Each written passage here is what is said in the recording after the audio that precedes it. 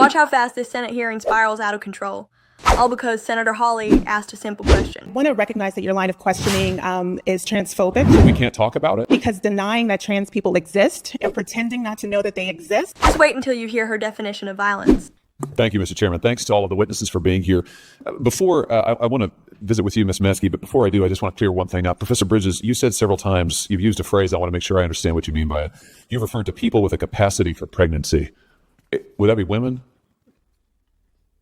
Many women, cis women, have the capacity for pregnancy. Many cis women do not have the capacity for pregnancy. There are also trans men who are capable of pregnancy, as well as non-binary people who are capable of pregnancy. So this isn't really a women's rights issue. We can recognize that this impacts women while also recognizing that it impacts other groups. Those things are not mutually exclusive, Senator Hawley. Oh, so your view is that the core of this right then is about what? So I want to recognize that your line of questioning is transphobic, and it opens up trans people to violence by not recognizing that. Wow, you're saying that I'm opening up people to violence by asking whether or not women are the folks who can have pregnancies? So I want to note that 1 out of 5 transgender persons have attempted suicide. So I think it's important. Because of my line of questioning? Because so we can't talk about it? Because denying that trans people exist and pretending not to know that they exist. I'm denying that trans people exist by asking you if you're talking about women having pregnancies? Do you believe that men can get pregnant? No, I don't think so. So you're denying that trans people exist? And that leads to violence? Is this how you run your classroom? Are students allowed to question you? Absolutely. Or are they also treated like this, where they're told that they're opening up people to violence? We have a good time in my class. You should join. You might learn a lot. Wow, I would learn a lot. I've learned a lot. I know. This exchange. Absolutely. Extraordinary. Yep. Ms. Matsky, let me ask you something. So you provide health care to women free of charge, right? Is that right? You've done this for many years. Yeah. You have licensed medical professionals at your pregnancy care centers. Is that right? That is correct. What are some of the resources that you provide for women who come to you in a time of need? So, just give us you talked about your written testimony, but just give us a sense of it. So we have 3 OBGYN doctors, 5 registered nurses, nurse practitioners, physician assistants, phlebotomists, medical assistants, and we provide prenatal care, OBGYN care. We provide pregnancy tests, ultrasounds, well woman visits, breast exams.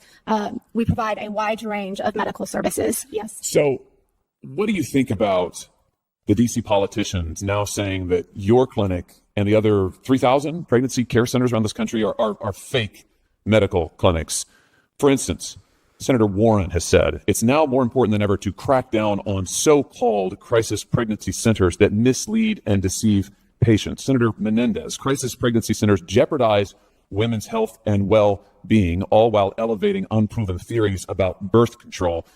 Senator Warner wrote to Google asking them to censor search results for care centers like yours, saying directing women to fake clinics that traffic in misinformation is dangerous to women's health and undermines the integrity of Google's search results. Do you run a fake clinic? I mean, is that what's happening here? You don't provide actual medical care to actual women?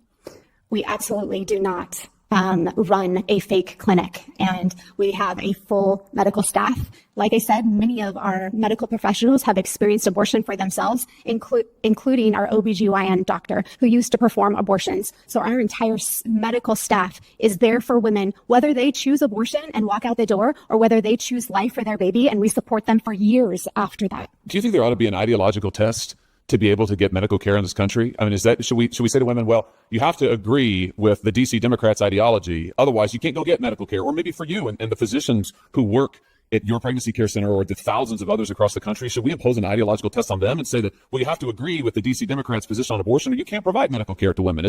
Should we do that in this country? Absolutely not. I just want to ask in my few remaining seconds here, Ms. Harley, the Dobbs decision, as I understand it, I've read it now a number of times, it gives to voters the decision as to what laws should be pertaining to life and pertaining to abortion in all 50 states and other jurisdictions around the country. I'm just curious, do you know what percentage of voters in this country support the DC Democrats' position that they want to impose on the entire country, a one-size-fits-all rule they want to impose from the top down? Do you know what percentage of voters support their position, which is also, by the way, the same position taken by North Korea, China, other notable violators of human rights? Do you know what percentage it is? I know that nearly 90% of Americans oppose abortion in the 3rd trimester.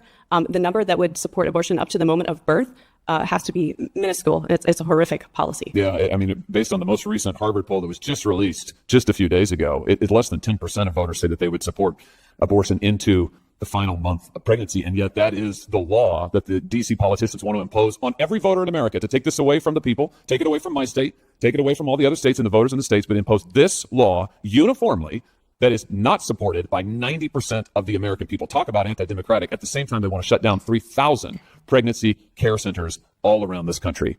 That's radical. Thank you for being here.